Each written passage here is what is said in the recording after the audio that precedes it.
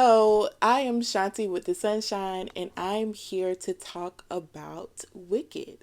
I was able to catch the movie when it came out on the streaming platforms, and after I watched the movie, I was like, I want to get into the book. I have not had a chance to see the Broadway musical stage production. I listened to the music in the soundtrack that was on Apple Music before the movie came out, but I never really got a chance to actually see the musical production. So, my kind of well, actually, initially I wanted to do a movie review, but I kind of want to focus on the book. I love this backstory of Elphaba, the quote unquote wicked witch of the West. And I love the backstory because I love backstories on villains. I feel like there is a reason why a person gets to where they get to. Our experiences shape each and every one of us. And sometimes our life experiences can shape us to do good or it can shape us to do bad. And sometimes it's not even sometimes it's not even sometimes it's not even just as black and white as that. Sometimes how you your the way your experiences shape you, the kind of actions that you take because of those experiences. In society's mind, it could be something's wrong with that person. They're this, that, and the third. But in your mind, you're doing this because you're trying to protect yourself. And then you have those instances where a person or individual or whatever the case may be is labeled as a villain, and the only reason they're labeled as a villain because they didn't want to get with the greater program. They were a rebel, so they're labeled as a villain, as an outcast, because they don't want that person people to take that person seriously. So you do have those instances. So it's not always as good or bad, this or that. It's always a deeper story. So I love the whole concept of Wicked. But initially, I wanted to come here to do a book review. Well, not a book review, but a movie review, and then also talk about the book. But I kind of want to just focus on the book because I loved the book a little bit more than the movie. And because also the book, as it always is, the book goes a little bit deeper into the character. So that's what we're kind of going to focus on. I might go into the movie a little bit because I really did enjoy it. I loved the portrayal of Elphaba by Cynthia and Ariana's portrayal of Glinda. They did an amazing job. Cynthia's rendition of Defying Gravity, the choice of casting Cynthia, the choice of casting a black woman as Elphaba, I thought was very special because who else can, even though in the movie I get, and in the whole concept of Wicked, Elphaba's skin is green, but who else can relate to the kind of struggle you have with the skin color, with the color of your skin, than, as a, than a black woman or a black person, but in this instance, a black woman is portraying this character. So I thought that was a good choice. And seeing Elphaba on the big screen and seeing all she had to kind of maneuver through, it really did pull at my heartstrings because I definitely can relate. But don't want to get into that. Let's get into the book. So the book kind of opens up with Elphaba's birth story. Like, how did she get here? Her parents are Melina, and Sorry, I'm saying Frexpar. And I have to have the names out because my memory is not the best. Like, I know what happened in the book, but sometimes with the characters, like, I'm reading and listen and now I'm listening to audiobooks, so I gotta have some kind of organization. But Frex. So Melina, I'm gonna start off with Melina because I think the foundation of her parents can lay the can kind of get into why Elphaba was the way she was.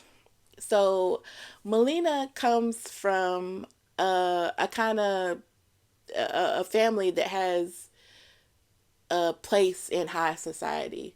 Her grandfather was eminent. It was a this was the title of the position, eminent throp. I look at it as maybe a governor of or a mayor of a town, a governor, or maybe not so much a governor, but a mayor of a town. But I think it was more so given governor of a state because it seemed like that area was an expansive area. So he was her father, Melina, was kind of like a governor of the town of her town. But Melina, though she comes from this like high society, she at some point and for whatever reason, she feels the need that she wants to rebel against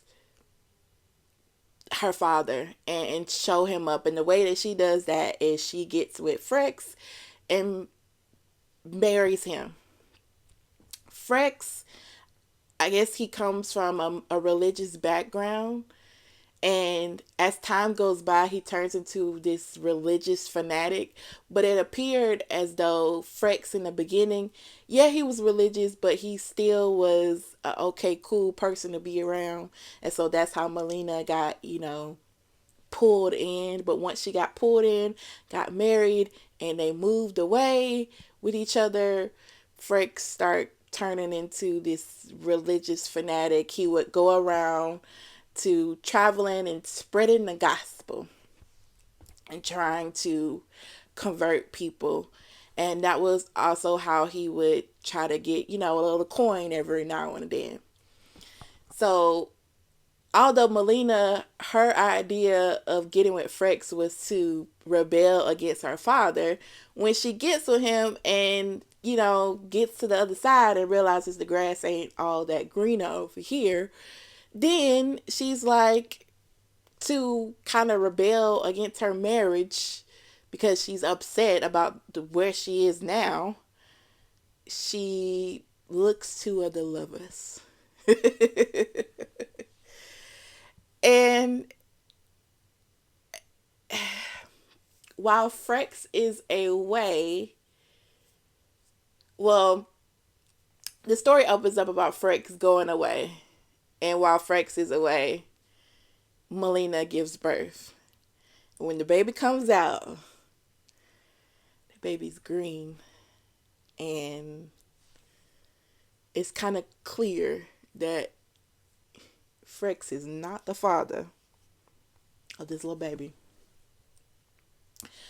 But it's quite interesting. Instead of, I feel like it was obvious that Frex wasn't the father, but instead of confronting Melina about it, he took the approach of this because I didn't, while I was out trying to spread the gospel, I didn't convert these people. I made a mistake and did this. So this is whatever their God name, his God name was.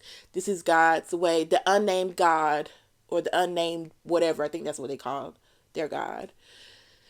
This is the unnamed way to punish me by having my wife to deliver this green baby. So that was quite interesting to me. So that's kind of, and Melina also, I think she just was like, instead of her coming to grips or coming to taking accountability that I stepped out and this might not be your baby, she's just like, So they have Elphaba, and Melina still is like, I just didn't get it. Like, you walked away from your life with your father and your family because you wasn't with it, but then you get with Frex and you're upset about the lifestyle that you're living. I, I don't get it. But Melina, they have Elphaba, and again, while Frex is away, this stranger man is walking by and comes by. He's a Quatling, and she likes what she sees. Melina does, and she starts developing a sexual relationship or an actual relationship with him, and boom, she becomes pregnant again. And with that second pregnancy, that's how Nessa Rose comes to be. And in the book, unlike in the movie, Nessa Rose is just wheelchair bound. But in the book, Nessa Rose, her disability is that she does not have her arms. She was born with no arms. And instead of Melina taking responsibility that, hey, here we are, the blame kind of gets, to me, gets placed on Elphaba again.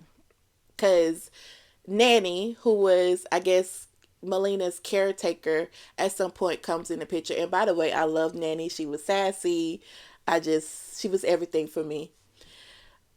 Elphaba gets blamed because after Elphaba was born, Nanny kind of got these elixirs and medicines or whatever because Melina was worried that she would kind of, at her second child, she already had a green baby at first.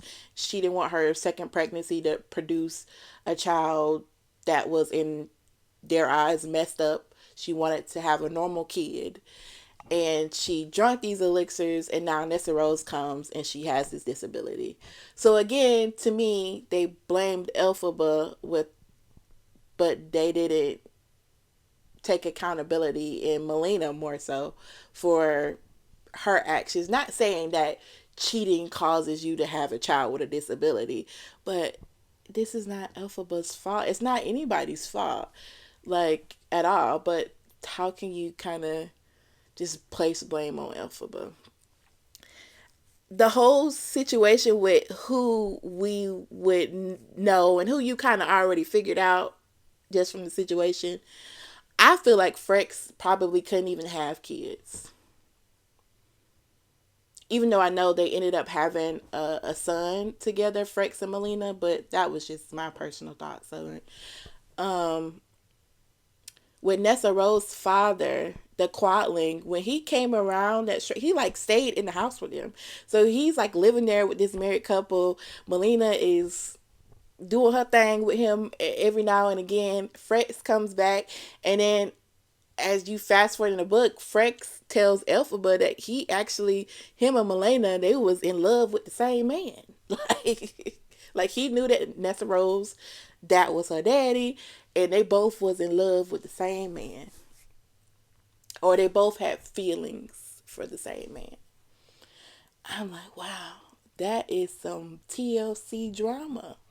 That would have been a TLC reality show. It really would. It really would.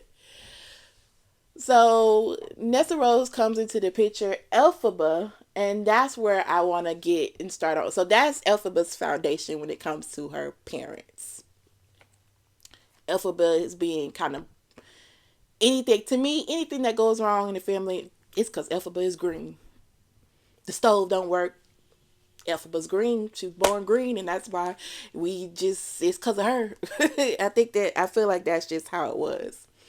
So that's Elphaba's foundation, right? And so on top of that, when Nessa Rose comes into the picture and she has this disability, I believe, and you can kind of see that from the movie with the scene where, and now I'm bouncing to the movie, when Elphaba kind of protects her sister, and you see the aspects of protection that Elphaba had with her sister in the book as well.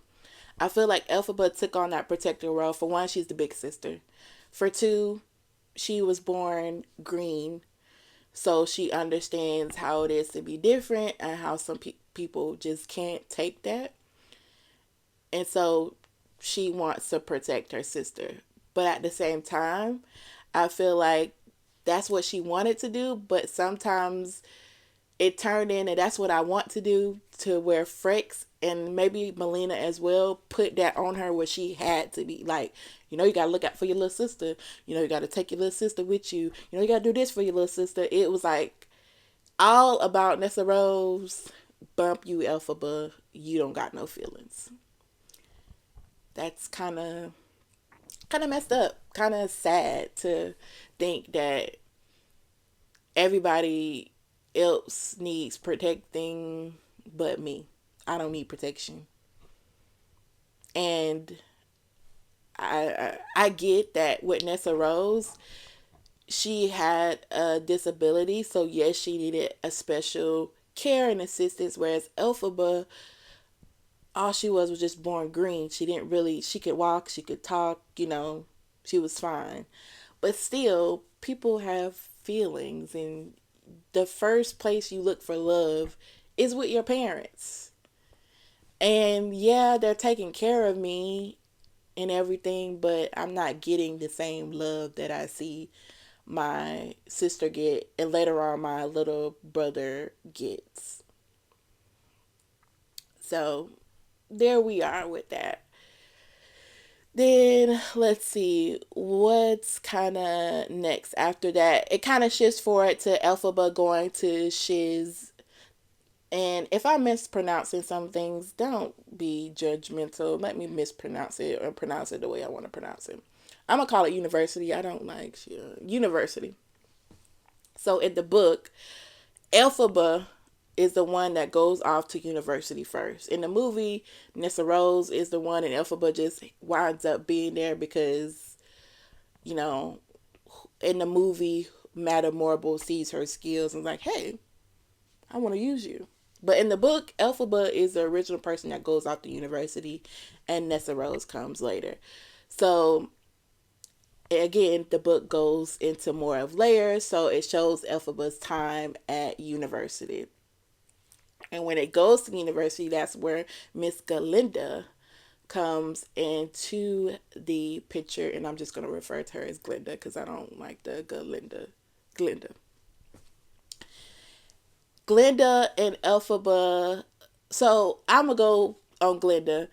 Glinda has a Ama clutch, which is like an assistant nanny type of person. And if you had an Ama, you a girl from high society.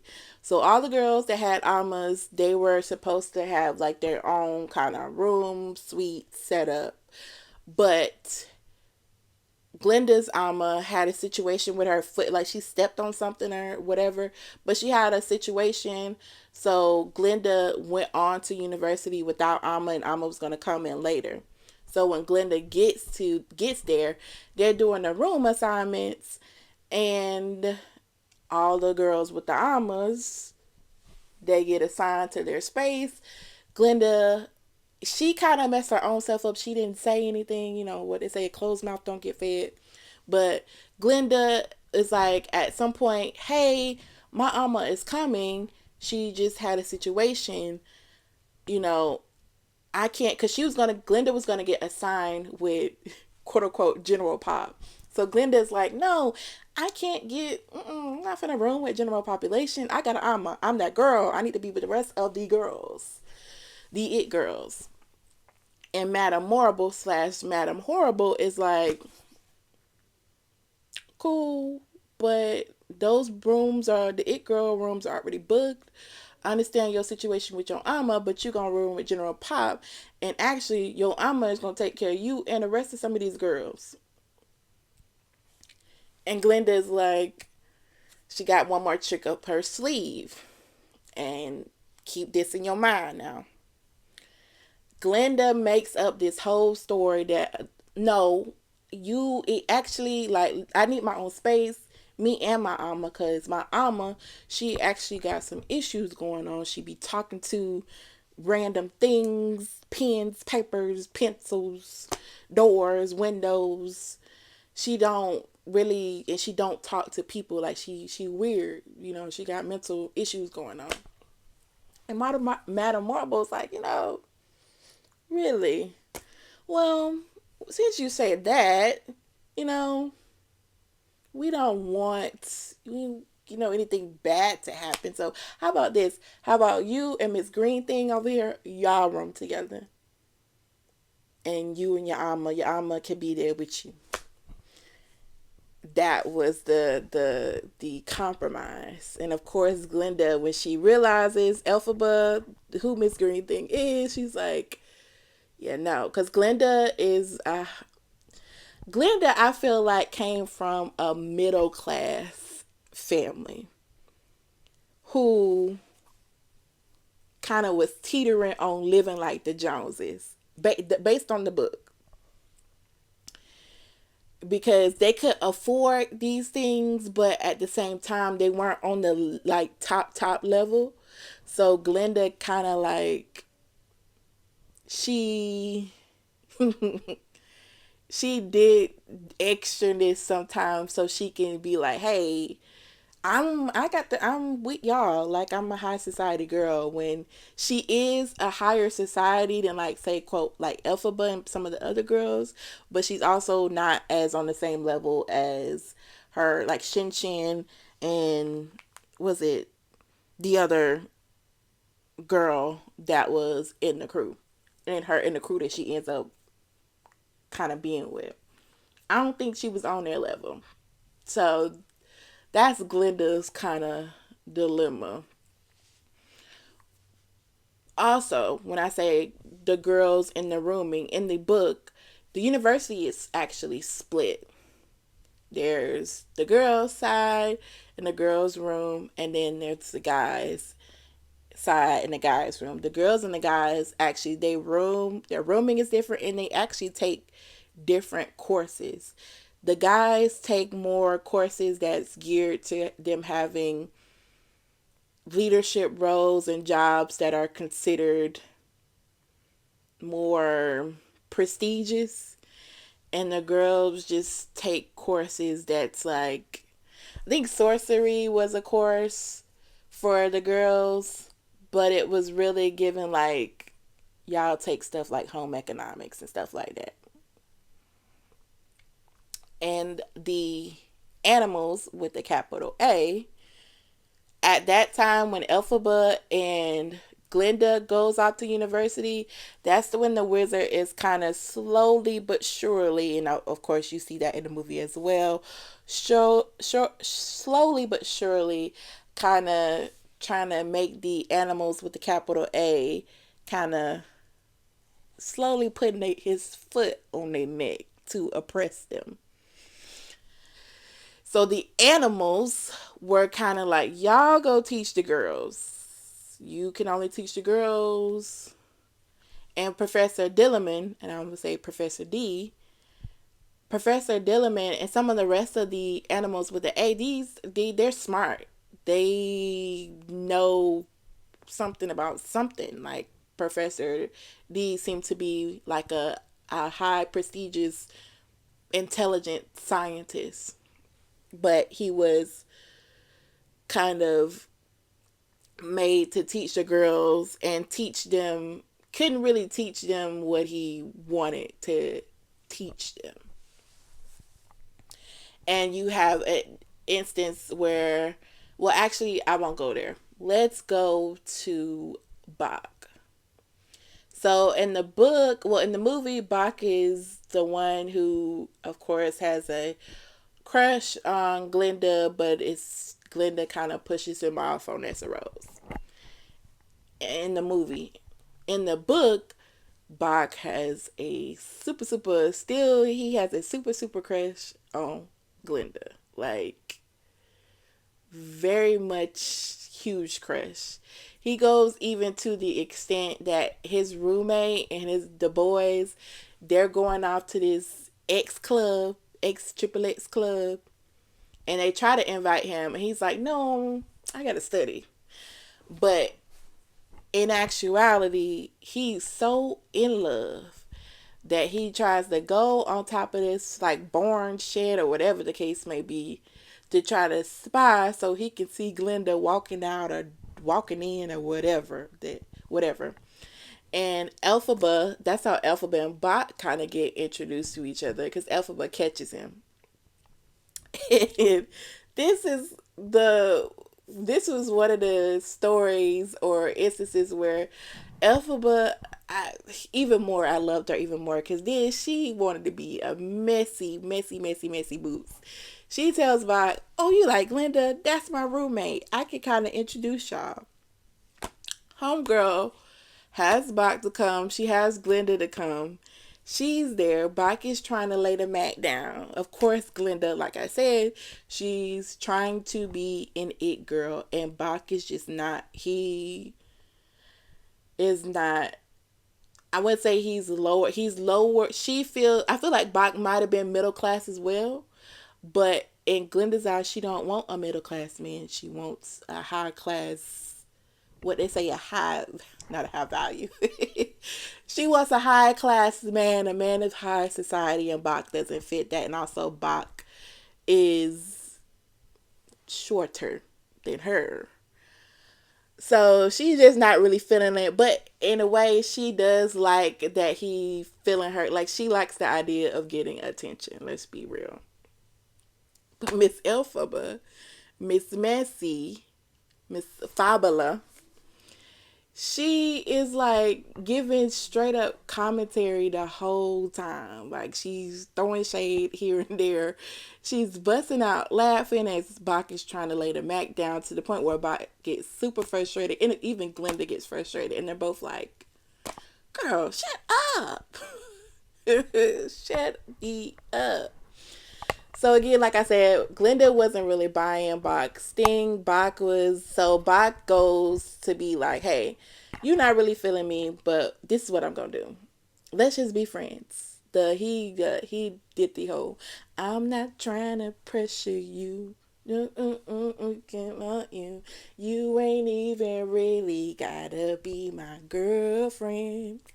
I just wanna know." Okay, let me stop. But yes, he was on his Music Soul Child and was like, "Let's be friends. Also, I'm gonna be your friend until I could be your man." So that is what Bach was on. And so Bach kind of slid his way into the friend group. And when I say friend group, though Elphaba and though Glenda would kind of throw her shade to Elphaba, her and the rest of her friends, Elphaba and Glenda developed a friendship, darn near sisterhood, sistership type of thing.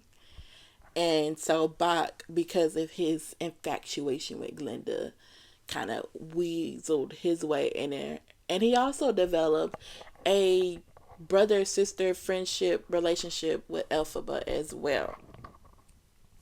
Bach finds out that Elphaba has a class and is actually the kind of like teacher assistant to Professor D. And like I said before, Professor D is like a well known kind of scientist type of guy, intelligent person in academia. And Bach's like, "Oh, I would love to be just around him to listen to one of his lectures." But of course, he cannot do that because Professor D only teaches girls. So Professor D also, Professor D and Elphaba have a conversation or whatever the case. Elphaba with Professor D, that what kind of opens up her eyes about the wizard's plan on trying to be the oppressor to the animals with the capital A. So while she's being a TA, she's helping. On the outside, she's being a TA, but on the inside, they doing this work to try to work against the wizard or whatever the case may be to help the animals with the capital A. So she gets Bach involved because Bach has like a work study, and I'm kind of putting in our kind of terms, but trying to give an example of what's something that you would know or that we would know in today's term. Bach has like work study job at the library. Him, Tibet, and the other guy. felt like they were twins, but I think they were just really friends, good friends. So Bach, because Professor D is like this prestigious type of person, he's teaching the girls, but the books and everything he would need would be at the library on the boys' side. So Bach and Elphaba and Tibet and the other guy, they conspire with each other. They help Elphaba. They give her books and screenshot, whatever the case may be, to help her with her research with Professor D when it comes to the animals.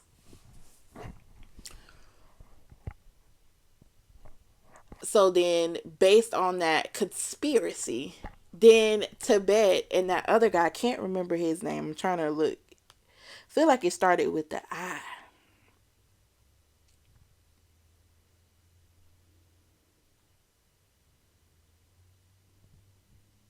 I don't know. But Tibet and the other guy, Bach, that they enter the friend group. They're part of the friend group. It ends up in the end at some point, and I can't remember how it gets to be. It's like a huge friend group, and it just seems so fun. You got Bach, you got Elphaba, Glinda, Tibet, whatever. The other guy that was real close with Tibet, uh, Glinda's homegirls, Bach's homeboy, Averick, all of them form this huge friend group. Another person that comes into the friend group is a new student, and his name is Fiero. He comes into class one day, and I might have to back up because I probably fast forward. But he comes into class one day and almost got killed by the professor, and ever since then, however way they went up to him, and ever since then he became part of the friend group as well. So you had this big group of friends. But let me kind of go back because I think I jumped.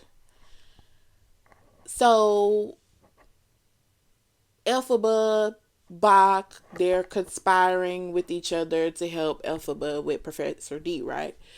So how it would be, because when you're doing stuff and it's supposed to be on the low, you just really got to keep it. The less people know, the better. However, I don't think anyone snitched. What I think was, so you, Madam Horrible, who's like the mistress on the girl side. She had this little. I know you had Madam Horrible, and you had the head, which I think were. It seems as though they were two different individuals, but Madam Horrible had this little thing that was supposed to be like a clock. It's like it's his clockwork assistant. It looked like a clock. He was called Grummatic. And you know, I pictured Grummatic being the little clock thing that was on the Loki Disney series. And if you watched it, you know exactly that's what I pictured Grummatic being. But Grummatic was this weird, like, he was an assistant, but come to find out, he a whole assassin out in these streets. So, some kind of way, and I think Grummatic maybe was spying, but at the same time, Professor D, he's immersed in this research, right? I get it. He's an animal with a capital A. He has like motivation to do this research because it's for greater good. So everyone could see how he would be. You can kind of see, I guess, his window from the other dorm rooms and maybe some of the classrooms or whatever the case may be. You can see him working through the night. You can see the lights on, and everybody knew Professor Dillamon worked late. And I think that's kind of what got him caught up. So one night in particular, Elphaba and Glinda are, I guess, about to go to sleep, whatever the case may be. And Alma Clutch, Glinda's Alma, her assistant nanny, she's like, oh, Professor Dillamon is working late, but she apparently sees something else, catches her eye, and she just closes the curtains and is like, I'll be back. But she never comes back. And what they found is Professor Dillamon, appears to be not, his spirit is not in his body, and Ama Clutch has lost it.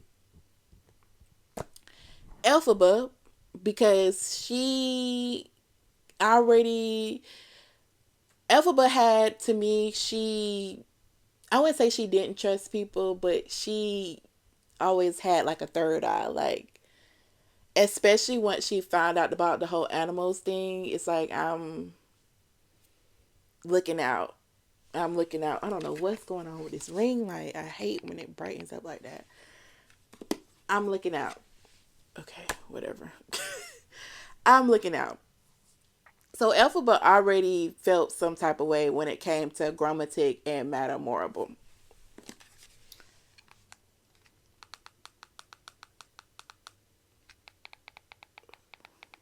Sorry, y'all. This ring light is not giving. It's bright as heck. Elphaba already felt some type of way.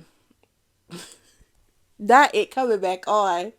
And I'm keeping all this in here. Screw it. Elphaba already felt some type of way. I'm trying to get back on track. So when Professor Dillerman was no longer, spirit was no longer in his body, Madame Morrible tried to spin it as Professor Dillerman, he was a hardworking professor, and he was so hardworking, and he had an accident, and that's how his spirit no longer was in his body. But Elphaba is like, mm-mm, I know sis lying. She ain't telling the whole truth. Like I said, also, I'm a clutch. She went down there. So everybody feels like she lost it because once she went down there, she saw that Professor Dillerman was in the shape that he was in, and that caused her to lose her mind. So I'm a clutch is in like a clinic of some sorts. Glenda and Elphaba go to check on Amma. And when Glenda comes in, that's when she realizes that Madame Morrible might be Madame Horrible. Because Amma Clutch starts talking to, I don't know what she was, it the bed, or she was talking to some object. And Glenda goes back, if you remember what I said earlier, Glenda's like, wait a minute. I did tell Madame Morrible that my Amma had this thing about talking to objects, but I was lying. How the heck what? How did this not, that wasn't even a real thing. So now it's coming in her mind like, oh my God, what's going on? But because Glenda doesn't have the same upbringing as Elphaba to have like a third eye, she knows something. Glenda knows something is up because, like I said, she lied to Madame Morrible. That wasn't even a thing, and her Amma is sitting here doing what she lied about. But I feel like Glenda is also like, yeah, that sounds suspect, but it got to be an explanation. She is more trusting of things. So Amma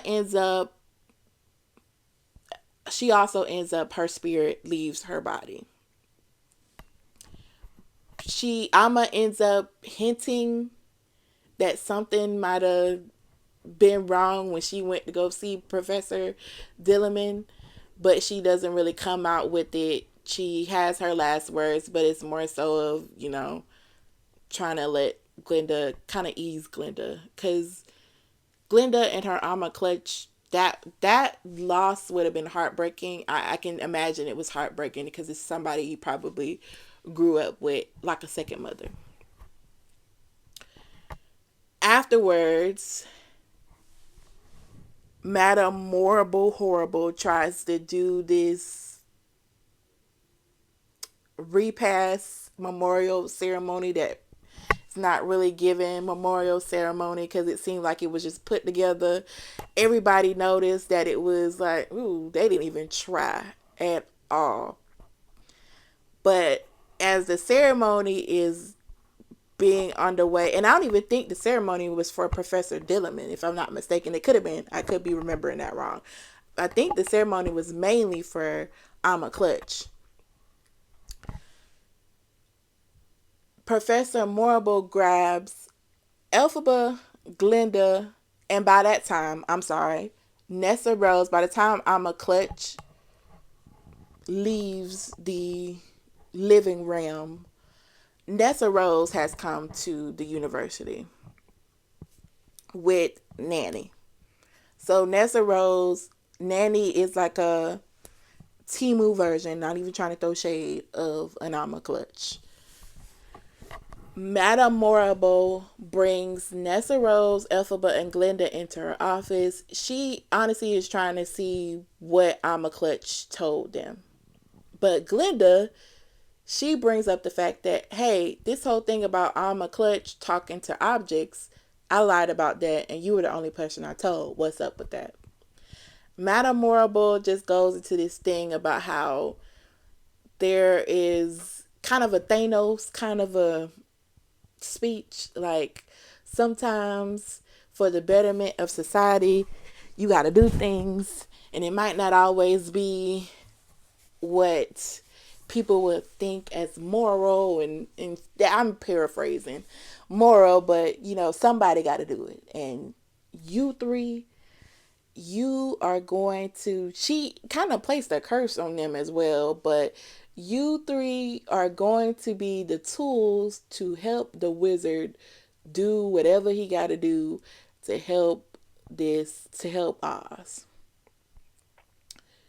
She kind of prophesies that to them and also put a curse on them, that what she talked about and what she told prophesied to them, they can't talk about it with anybody else, and they can't talk about it amongst each other. She told Glinda that she basically told all of them that they would be witches.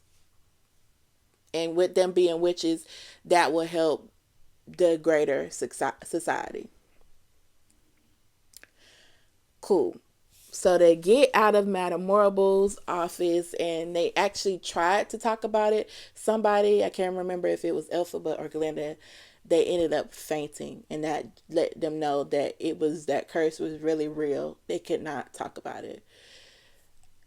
Mind you, Elphaba, Nessa Rose, and Glinda were taken away from the memorial service. The rest of the friend group, they went to a bar. So Nessa Rose, Elphaba, and Glinda meets up with the friend group. And that's another reason that while they was at the bar, the friend group just showed how close they gotten with each other.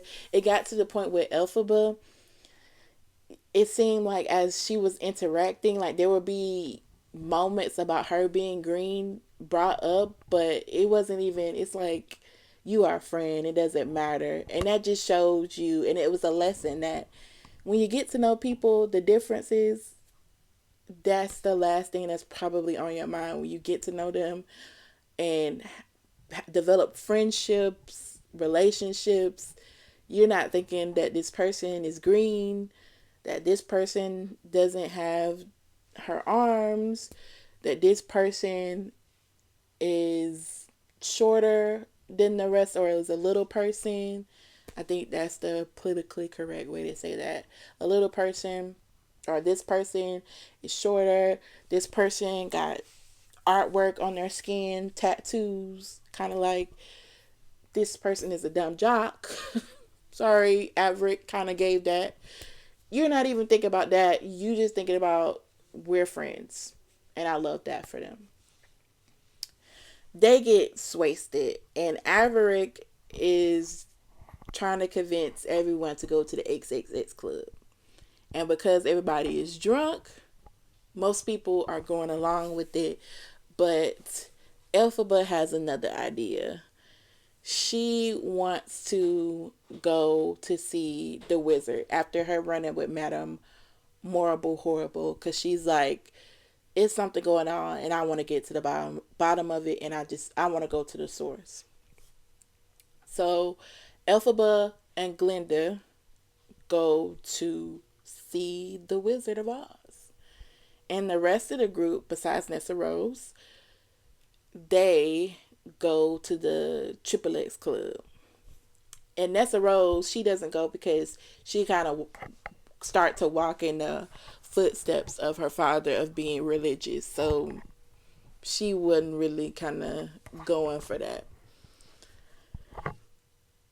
I'm gonna go with the group first. The group goes to the Triple X Club, and something happens. Something happens to the point where Tibet, the guy that was working with Bach in the library, it changes him. I think it was Tibet.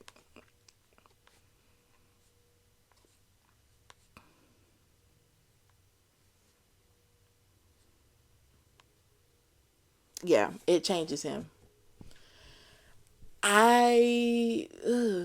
Yeah, that was crazy. So, and nobody really talks about it. They just say that, yeah, Tibet really wasn't the same. Like when you fast forward in the book when everybody's a little bit older, like, yeah, no, something, we went to the club, that was crazy, and something happened to Tibet, and he wasn't really the same. So, you have that part. When it comes to Glinda and Elphaba, they kind of sneak their way in to go see the wizard. They see a form of the wizard, and basically Elphaba realizes that the wizard is on some bull, and it's time for me to be Malcolm X, Martin Luther King, every super spy, and take this man down. So she decides that she's going to stay at Emerald City to take up that role, and she tells Glinda, you go back to university, I'm staying here. With Elphaba's actions in that way, you really see how she was the staple in her group and how that group loved and cared for each other. Because when she left, the dynamics changed. Not only did the dynamics change, but Nessa Rose, of course, her sister, she felt the worst because that was her protector. When she came to university, she had her nanny, but she also had her big sister. And Nessa Rose kind of stayed or kind of went into that position of her father, Frex, and everybody else. So Elphaba is a protector. So when Elphaba didn't go back to university, Nessa Rose felt abandoned. Not only did Nessa Rose feel abandoned, I feel like Glinda felt abandoned as well. And I feel like the whole group felt abandoned because Glinda was the last person to see Elphaba. So all the rest of the friend group had was Elphaba's not here. And not only was Elphaba's not here, because Elphaba was on her Malcolm X super spy stuff, when she was in Emerald City, she went ghost. So I can see why they felt abandoned, but it really showed how much Elphaba became like one of the like she was loved amongst her. That was her way. That was when she probably first experienced love with her friend group, love and care, and I love that for her. After university, Elphaba is on her Malcolm X super spy stuff at Emerald City because she's a part of this group, secret group, underground group. They're trying to take down the wizard because they feel like the wizard is on some dictator type stuff. While she's there, some kind of way, I can't.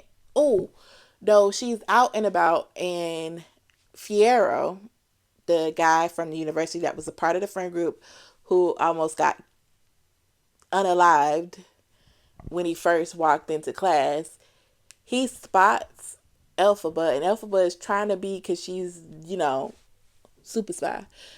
He's like, I know you. And Elphaba's like, no, you don't. And Fiero is like, girl, there ain't, you the only green person I know. Come on now. It based off that Elphaba is like, okay. And they developed this whole rendezvous, secret affair, love affair in the city. It has to be kept on the low though, because one, Elphaba is part of this underground network and she doesn't want Fiyero to get hurt. Two, Fiyero is married. He was the tribe that he came from. The woman he was married to, they were assigned to be married as young kids. So he had a wife and a whole three kids back at home.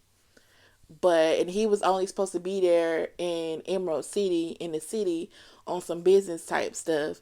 But he ended up staying, it seemed like, for a good minute. And they were rendezvousing, living their life and loving on each other. And though Fiyero was married, I love that for them. Like, that was, I feel like, Elphaba's second experience of love, and a romantic love, and feeling wanted and loved and feeling sexy. Again, every good thing has to come to an end. I think somebody was spying on them, or I think Fiyero got caught up a little bit and was doing too much. It probably was easy to catch on if you followed him, that he would go to this secret apartment every time and would be up in there. Elphaba ends up going to her little secret hideaway, and there is signs that Fiyero is no longer in the living realm. But there's no actual body to coincide with that theory.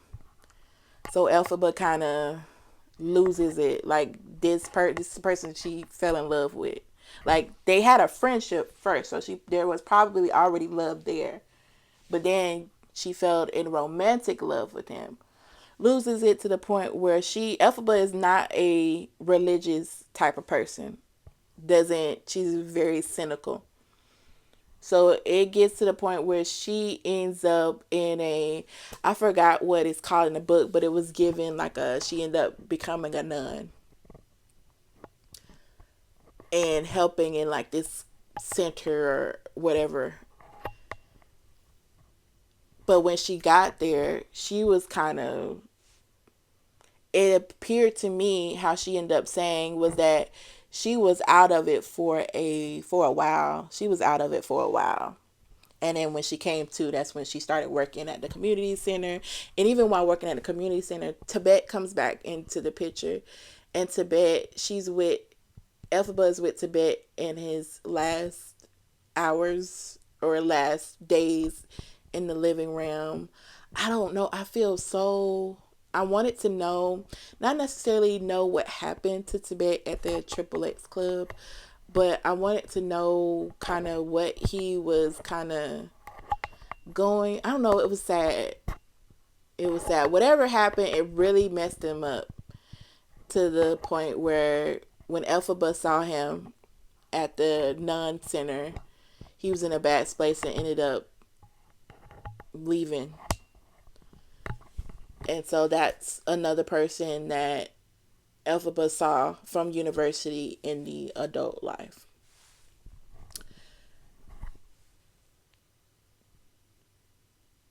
Before I get into Elphaba's transition from that nun center, Fiyero, when he was in the living realm, he had a moment where he ran into Glenda. So I want to get into Glenda. Glenda, after university, she's married a man of high class, and she's finally entered into that arena. It appears as though Glenda is a little bit different, though. She's in the area of high class, but she's also put on this persona. Her voice is changed. She's different. And even Fiyero kind of picks up on it when him and Glenda meet. But Fiyero keeps it on the low when he meets with Glenda. And I don't know if he met with Iverick too. That he doesn't tell anybody know that him and Elphaba are having a rendezvous. So that's kind of where Glenda is at. Elphaba ends up going back to Elphaba after her whole non-stint and with the dealing with Fiero, dealing with grief. The way she feels as though she needs to deal with that grief is to travel to Fiero's wife, Sarima, and apologize to her and ask for forgiveness for what she has done, like confess her quote unquote sins. So she does that. And there was something that happened along the way, but I don't want to get into it. It was kind of basically what happened on along the way is Elphaba meets with this priestess, and this priestess, she gets a prophecy there, but not like that kind of prophecy like Madame Horrible gave, but like a you the one. It's a bigger. It's you here for a bigger reason. Keep that in mind. Blah blah blah. That's what I got. But Elphaba makes it to Sarima. Sarima is living with her children and her sisters. Elphaba tries to just to bring it down. Elphaba travels with it's a little boy that was at the nun place as well. I think his name was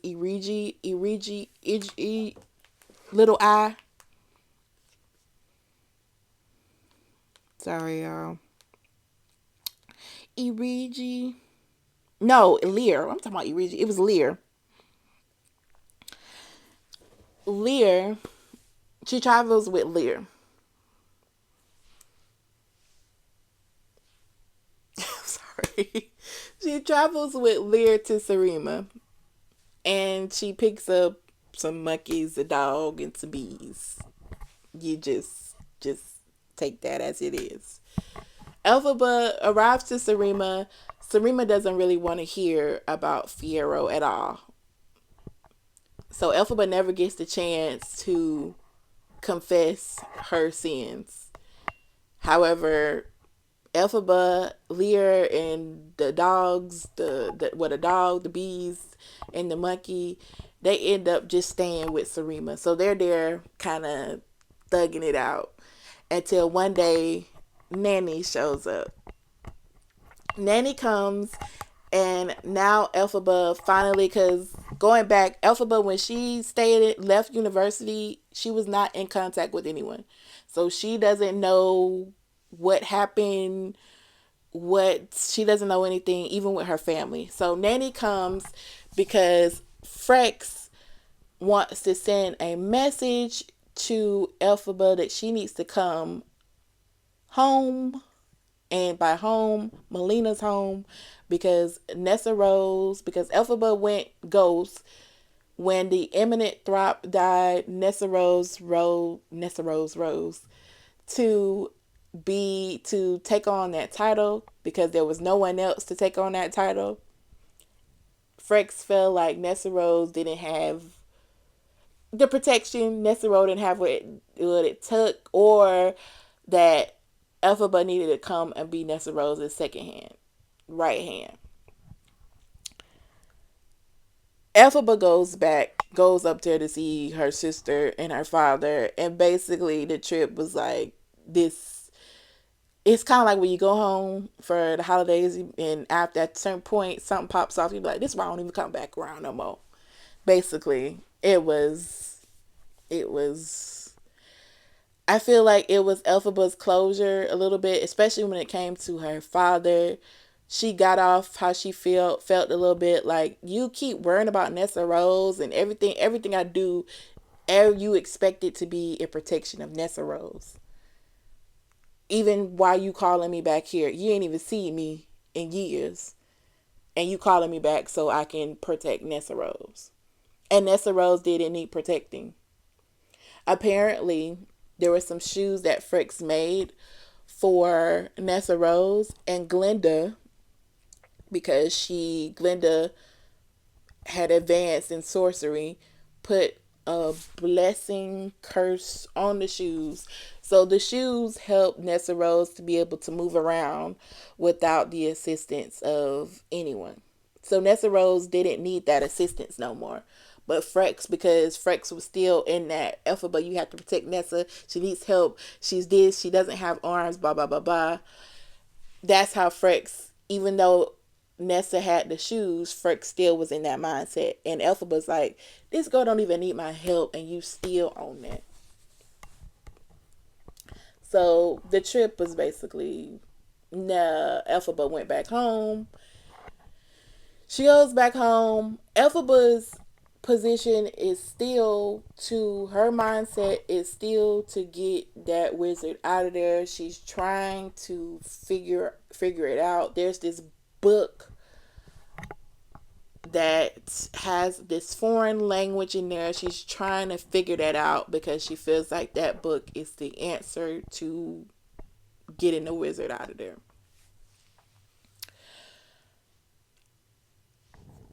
The end of the book is the typical what you think of when you think of Wizard of Oz. Dorothy Gale comes in like a wrecking ball with that darn tornado, and the house falls on Nessa Rose. Nessa Rose is no longer in the living realm. Glenda allows Dorothy to take the shoes, and they off to see the Wizard of Oz, so Dorothy can go home. The Tin Man can get a heart. The Scarecrow can get courage. Or no, the Lion can get courage, and the Scarecrow, I forgot what the Scarecrow wanted, but Dorothy Gale, Toto, all them, they up the Yellow Brick Road. News gets back about Nessa Rose's untimely situation to Elphaba. Elphaba goes back home, and this is where you kind of see, I already peeped it with Glenda's change in personality, but you kind of see that prophecy that Madame Horrible gave. Homegirl really was a sorceress, because it was coming, like, though they tried, I feel like, especially Elphaba tried to fight it, it was coming true. Nessa Rose she was known as the wicked witch of the East, because Nessa Rose was very religious, and she took it a step further from her father. She was super religious, fanatical. So the people of I think it was Munchkin Land, the people that she was governing, Nessa Rose, they really didn't like her. So when she had that untimely situation with the house, they were like, hey, she gone out of here. They were happy. Then you have Glenda. She is given very much what Ariana Grande was given in the movie in the beginning, just Glenda the Good Witch. Elphaba, she's trying to fight, but when she goes back home after Nessa's for the funeral, you can see that Elphaba is slowly, without, her free will, is changing or developing in everything Madame Morrible wanted. Because Glenda, like I said, let Dorothy take the shoes. Elphaba comes back, and she goes off on Glenda like, girl, why you let that girl take my sister's shoes? Like, what the is wrong with you?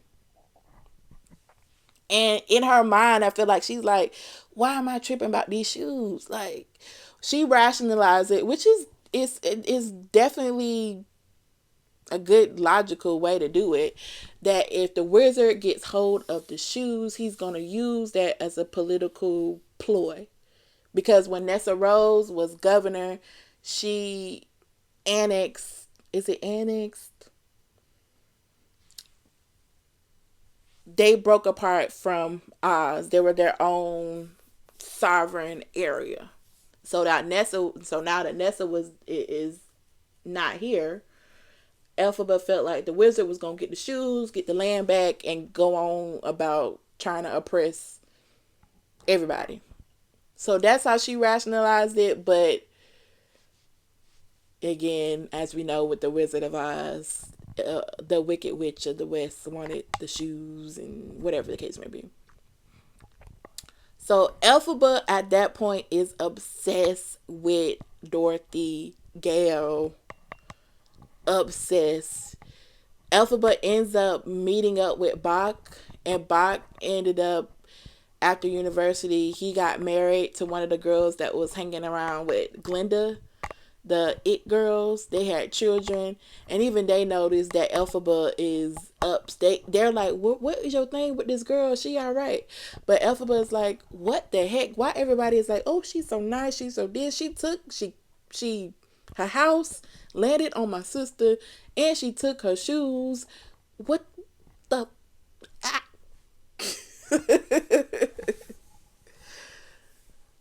So Elphaba goes back to her home, and I'm skipping out on. She goes back to her home. No. Actually, I'm not. She goes back to her home, and when she gets back, she realizes that. Actually, I'm sorry. Before Nessa's untimely situation, the wizard had a hand in abducting Sarima, which is Fiero's wife, and kids and sister. So when Elphaba came back from her family visit the first time, she came back to that. So she was trying to find a way to get them back as well as to get at the wizard.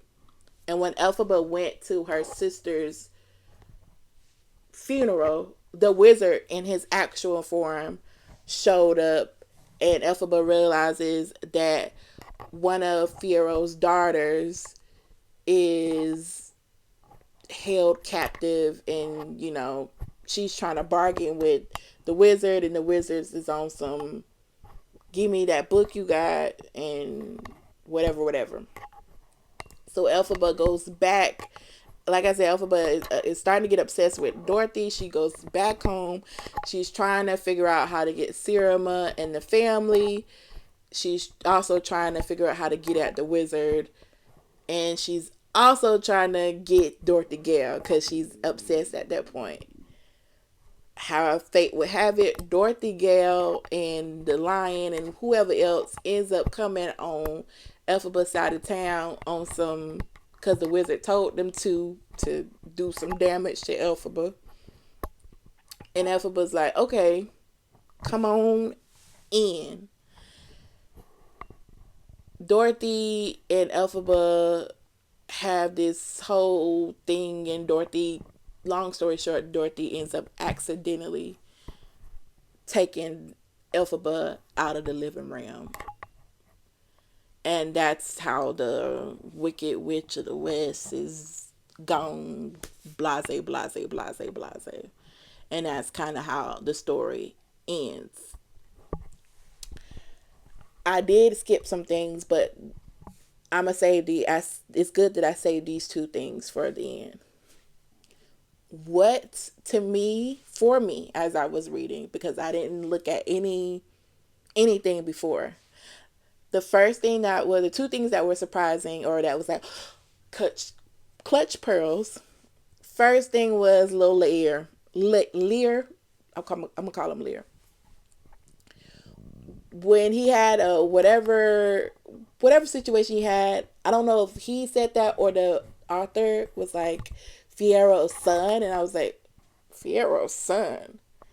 And then when she puts two and two together, that this might be my son, because when I showed up to the nun place, I was out of it for a while, and I very much could have had a child and not know it.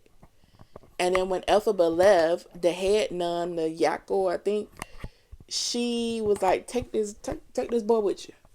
But they never said that was Elphaba's son. But Elphaba comes to realize that's a baby. The second thing that got me, that I was like, wow, was the Elphaba finds out who her real father is. And I won't. That'll be the only thing that I won't give a spoiler on. But if you know, you know. Green, green, green, green, green, green. And that's the hint. I was so like, of course, of course. That makes perfect sense. And that goes back to, and I'm about to close out because I've been running my mouth for over an hour. That makes perfect sense who her father is, because it just shows the readers, us, that everything is not black and white. There's always, as I said before, there's always a backstory, there's always a reason. I feel like we were, though I love Disney movies, I love the movie, and we were kids, but there's always this thing of there's a good person, there's a bad person. The bad person did something bad, so the good person comes in, takes care of the bad person, and everybody win. And it's not that simple sometimes. It is not that simple. Sometimes there's multiple bad guys. Sometimes the bad guy is the good guy. Sometimes it ain't a bad guy or a good guy. It's just people. And we just living. And things happen. And I didn't mean to take that deep, but it went deep. It went deep. And I saw somebody said that the book was dark. I didn't see the book as dark. I just saw it as this some real life ish. Real life ish. Anyways, that's all I got to say. I'm sorry if I was rambling. Hopefully you could keep up with it. I was trying to like get all my thoughts out there based off of my memory. If you didn't enjoy it, sorry. If you did enjoy it, thank you for rocking with me the whole video. I'm going to try to keep it going. And yeah, that's all for now. If you get a chance to read the book, I suggest reading it for yourself. Even if you looked at this video, get your own kind of glimpse of it, because there's certain little things that I left out that can make the big picture. I tried to just keep it in a big picture type of conversation. I didn't want to get into every little detail. But read the book. I enjoyed it. I think you would enjoy it too, especially before the second part of the movie comes out. Read the book.